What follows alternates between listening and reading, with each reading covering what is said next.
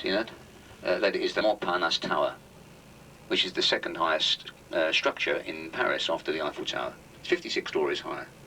Our hotel is what, 30 stories? 31? That's 50 ES.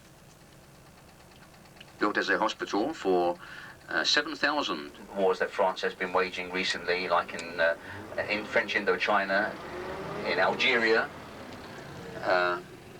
And I understand that they're going to move those 200 out into a new hospital, and they're going to convert that old hospital into a new residence for the President of the French Republic. Now, whether they're going to actually implement those plans, I don't know. I was reading about it. But pilgrims, you know, used to meet there and set off together on their pilgrimage to Spain. And they used to walk all the way, incredibly. They used to walk all the way to Spain on their pilgrimage.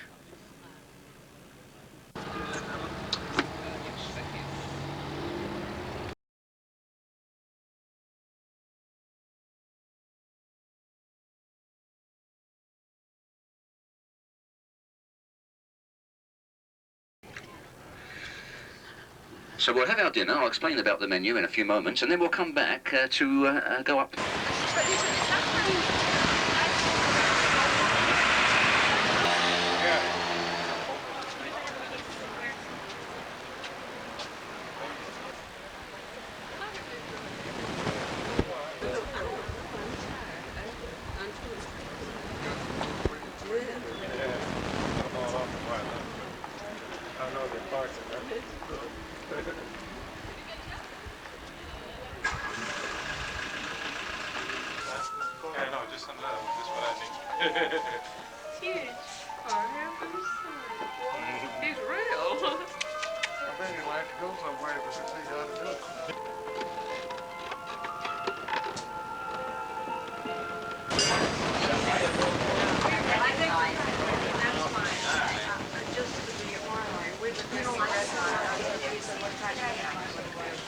I tell you what, give me a second of four and then I'll bust that one.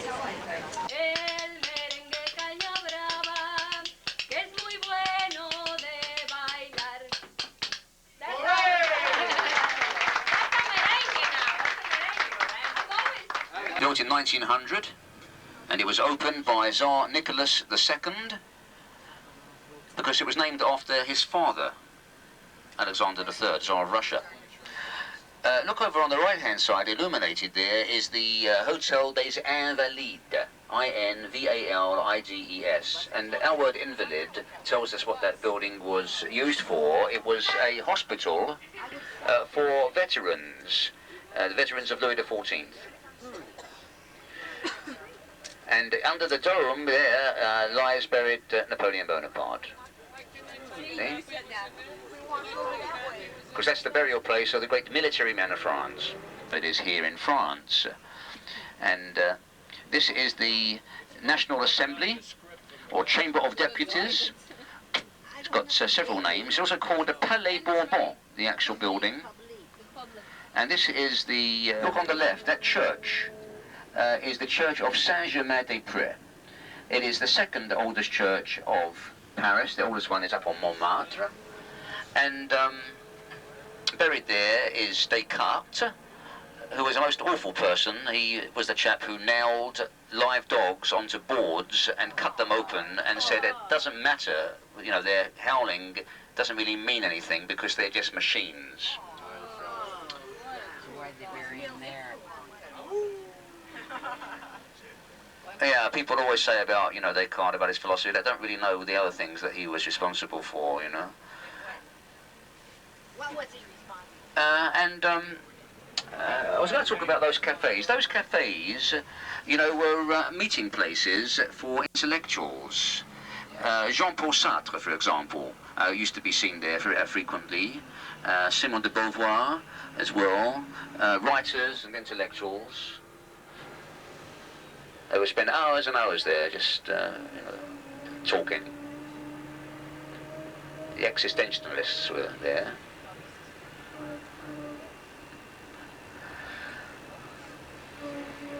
Here is a statue coming up of Danton. Danton, the revolutionary. Can you see just over here on the right? Yes. Why is he there? Because actually he's looking at a spot where he had a famous printing works, and he printed revolutionary material. Danton was beheaded on the Place de la Concorde, as was also Robespierre, the two greatest leaders. Latin Quarter, you can see that it's always full of life, and the students, they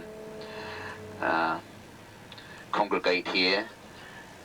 This Boule Saint-Michel is otherwise known as Boule Mich by the Parisians. They cut it short. Very important centre for the students.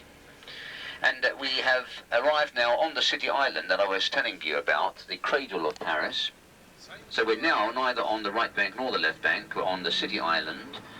Coming up on the left-hand side is the headquarters of the Parisian Police. One is a different size because in the Gothic period they didn't like the symmetry at all. And can you see those figures above the portals? Each one has a new head after the revolution, because the revolutionaries made them still. Recently been cleaned up. It was rebuilt after the Communard uprisings of 1871. It's just a copy of the building that stood here before execution. The nice lamps and fountains that you see over there was recently done. It's called, these days, I mean the square of the town hall, but it used to be called the Place de la Grève, where they sell little booklets, bouquins. So, and you see those buttresses that are leaning up, supporting the upper part of the building. You see, this is a very early Gothic church. In the architecture that preceded the Gothic, that was the Romanesque, the walls had to be very thick to support the upper part of the building. And you couldn't have large rose windows because, you know, when you put a rose window in, it creates a weakness architecturally. But in the Gothic period, they thought up this very clever idea of having these stone doofers leaning up against the upper part of the building, supporting it. You with me? So then the walls didn't have to be so thick, and they could even open up these beautiful rose windows. And that's what you have in Notre Dame. You'll see them tomorrow when you go in with the guide. 13th century rose windows, magnificent stained glass, the finest stained glass in France after Notre Dame de Chartres. That's the best stained glass, which we don't go to an obelisk, and then the line of yellow lights on the other side of that obelisk. Can you see that? Well, those yellow lights are the cars driving along the Champs-Élysées. And then in the distance, can you see there is another big arch, right? In the far distance, illuminated. That is the Arc de Triomphe. So, I mean, from here it's a beautiful view. Eh? Can you see that? No. So this is the Arch of the Carousel, and we're looking at the Egyptian obelisk, the obelisk of Luxor in the Place de la Concorde, Concorde Square if you have to translate it, along the Champs-Élysées where you see the yellow lights, to the Arc de Triomphe. And we are now in the courtyard of the Louvre. All of these buildings, all the way around, are the Louvre. Officially called the National Academy of Music and Dance. Look to the left, that is a very famous cafe, the Café de la Paix, Cafe of Peace. Formerly a meeting place of the wealthy. I suppose you could say that it still is today when you judge by how much you have to pay for a coffee there. But then you see what you're paying for is not so much the coffee or the aperitif, but for the privilege of being able to sit in one of the best parts of Paris and just watch people go by. See the Galerie Lafayette over there on the right is the largest department store. How much do you pay for the coffee? Oh, I don't know. We had a drink there. $1,000. No. It is a very expensive street. I mean, the property values are very high. And here is the start of it, the Rue de Fabs. People say it's the Place de la Concorde, but this one takes some beating. Now, stopping there. Now, you see over there on the right-hand side, where you see the red carpet. That is the Hotel Ritz. You know, Cesar Ritz, the Swiss businessman, started up his career in, you know where? In Lucerne, at the National Hotel in Lucerne, together with his famous chef, so it's harmonious. And the architect was Mansart, M-A-N-S-A-R-T. By the way, those windows on the top floor, can you see, are Mansart windows. And Mansart was the chief architect of Louis XIV, So we hear more about him when we go to Versailles, of something that we should have seen in Rome, but it was all boarded over because it was under restoration. This is a copy of Trajan's Column in Trajan's Forum, and it was built by Napoleon Bonaparte, made of 1,200 cannon, which he captured from the Russians and Austrians at the Battle of Alta.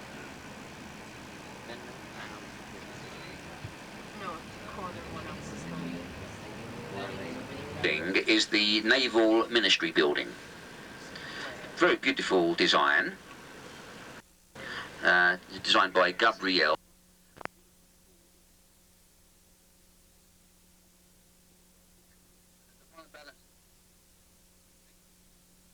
Now, ahead of us, I know you can't see it yet, but eventually as we drive around, you'll see the Obelisk of Luxor to the Church of the Madeleine. Now, to the right, through those gates, through the Tuileries Gardens, from the one arch to the obelisk, as it is from the obelisk to the other arch. Take into account the citizens, the merchants of the city of London and so on, but the kings of France had absolute power, and they could demolish large areas just to show off an equestrian statue of themselves. And that's what happened here. So they can keep a close eye on the crowds. See? And she was beheaded October the 16th, same year, 1793. And something like 2,800 people were beheaded on this square, you know, including, as I mentioned earlier, Danton and Robespierre, the leaders of the revolution. Madame Roland, who cried out, "O liberty, what crimes are committed in thy name?" And the list is very long. Steeped in blood, this area here. Yeah? Okay. Oh, no, wait a minute, not yet. No, I'll tell you one other thing. Look, can you see over there in the corner? There's a building that's next to the Hotel Crillon with lights on it. You know, that's an embassy. Guess which embassy that is? United States. How did you know that? I've been there. What? You guessed? I went there for lunch. Oh, I see. Well, you know, it's an incredible location for an embassy. What happened was Ben Franklin came here seeking aid for America. And it was then, you know, that France sent over General Lafayette and General Rochambeau and Admiral Legras and donated the site for the first embassy building. The original building was demolished. The new building went up on the same site. See? The copy of the Maison Carrée, which is an ancient Greek building at Nice. And after this intersection, we shall still be in the avenue of the Champs-Élysées, but the character is quite different because we shall find ourselves in the commercial section of the Champs-Élysées, where you have the offices of airlines and of automobile companies, and you have 17 cinemas and 23 restaurants. Here on the left-hand side, the Jour de France is a magazine for women, formerly a home of a patrician family. Now a very prestigious office for a magazine. International had an office in the Champs-Élysées, but they moved it to, you know, less expensive area. And over here on the left is Renault, which is a government concern manufacturing automobiles. And inside you have a pub where you can sit and have a drink, sitting in an old Renault automobile, and I believe that's a unique arrangement.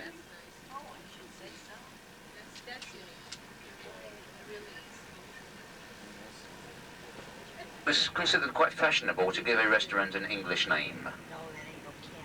See the people queuing up, you know, to go into the cinemas here, you know. It's always full of life along the Champs-Élysées.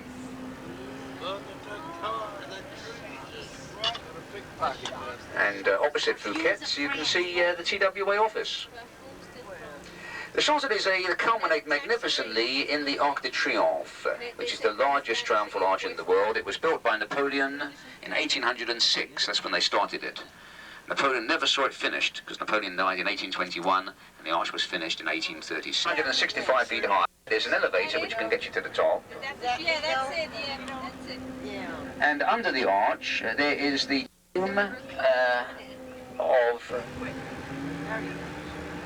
and what I was talking about earlier on, 100 stones, each one represents a day of the 100 days of Napoleon Bonaparte's return to power after he escaped from Elba. See, these white stones joined together by a black chain. And you can see where the wreath is over there, you know, is the flame and the tomb for France's unknown soldier.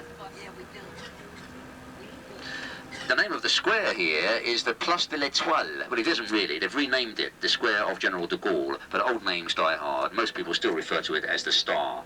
And in the daylight, you can see that if you look down at the stones, it looks like the shape of a star, you know, coloured red.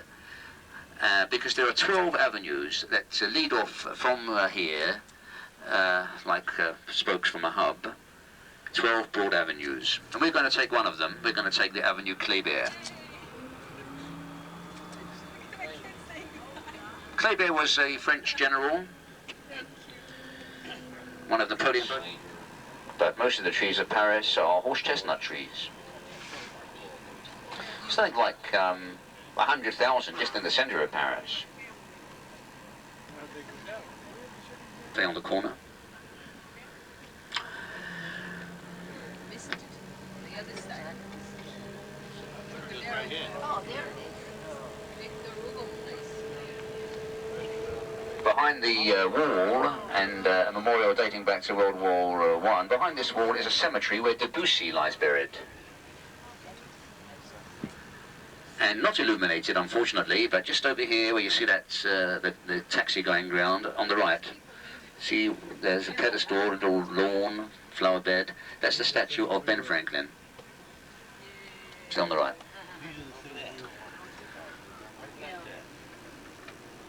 And here is the Eiffel Tower. The Eiffel Tower again. Now, what I'm going to suggest, folks, is that you follow me, come off the bus, come for a little walk with me, and I will take you...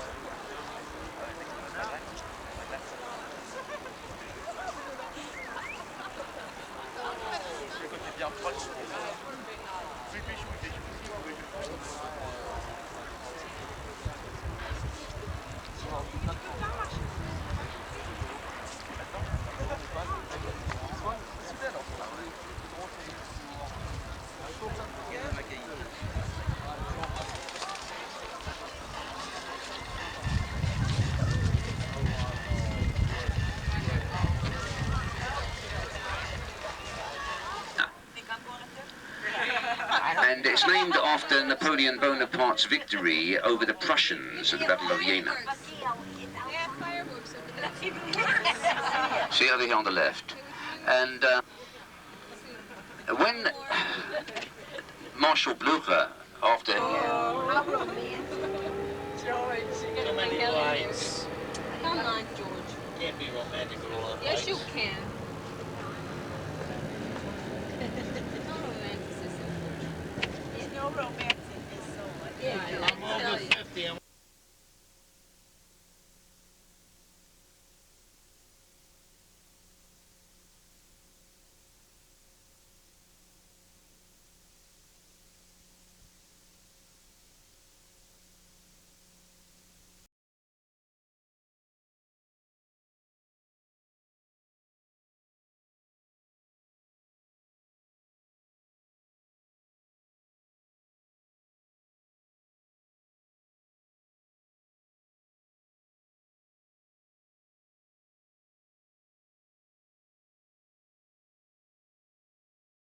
Here we are on the second platform of the Eiffel Tower. This is the conclusion of our European trip. The date is Friday, September the 7th, and it is a gorgeous sight. The fountains below are changing color from red to green to blue.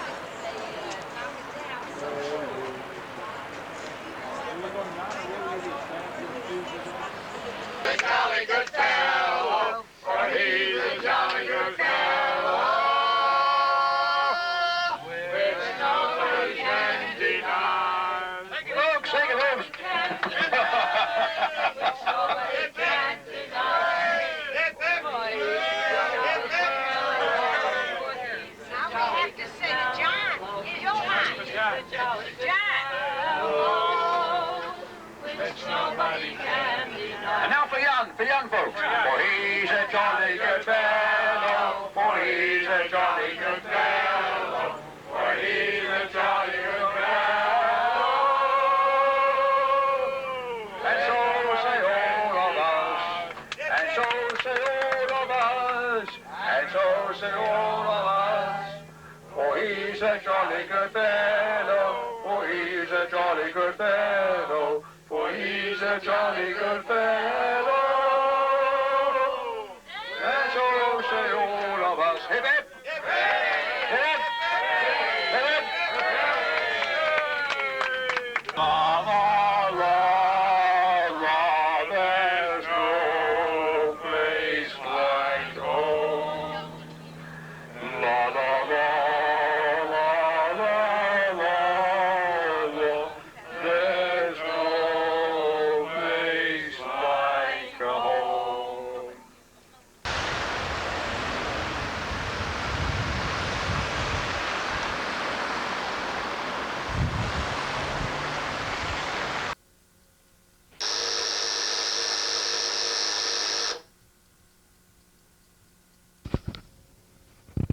Hello? Bonjour, nous vous souhaitons une agréable journée.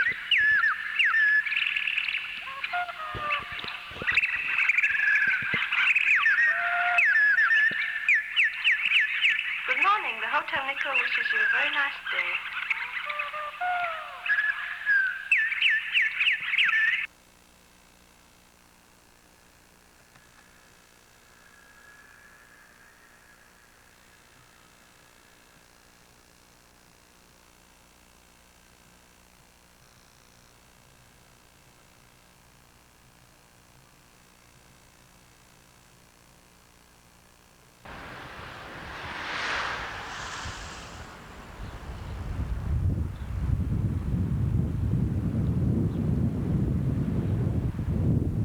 Alfie did go to England. He hired a car from Avis.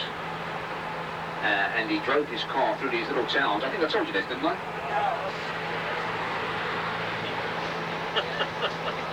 Well, this is a true story, you know.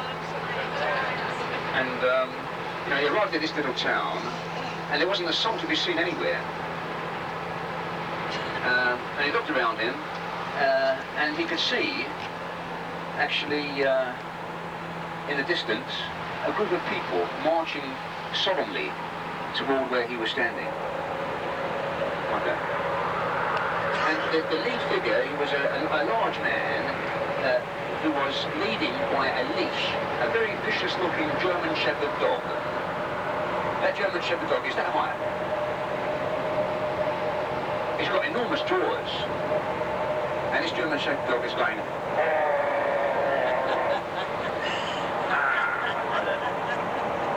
Just look at those jaws, sir. Look at those jaws on that beast. And there's the dog going.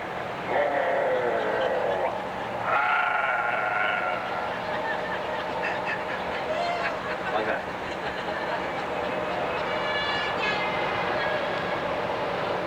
So anyway, they carry on, they go past him, they've almost gone out of sight. When he dashes into his Avis car, and he chases after them, he pulls up sharp.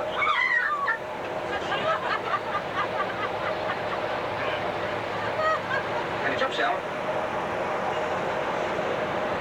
And he runs over to this chap, he says, see buddy, will that dog be for sale?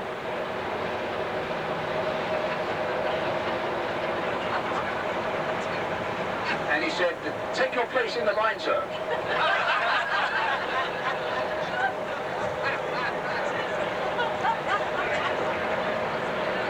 And there is that very fancy terminal building, that circular one on the left-hand side, which handles both the arrivals and departures. It's quite a space-agey airport. Well, there's one thing I'd like to ask you to do, you know. The company, you see, does not give out comment sheets like other companies I know of, asking for comments from the tour members. You know, comments about everything, about the itinerary, about the hotels, about everything, you know, anything. They know better. Yeah, but what they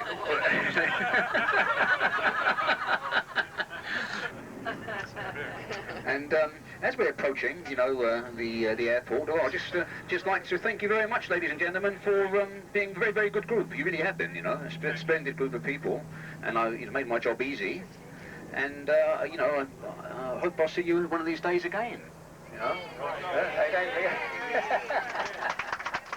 Thank you very much. Well, if you come see us sometime. It'd be nice, you know, but yeah. And I think we should give Jan a big hand. Yeah, I mean, I think he's a superb driver, you know, a real professional, and I've certainly enjoyed working with him. And you know, he's given me cooperation throughout the tour, as all of you have as well, you know. I mean, I wrote on the bulletin, thank you for your cooperation, but it was genuine. I think that everybody has been very, very good. Everybody on this tour has been superb, you know.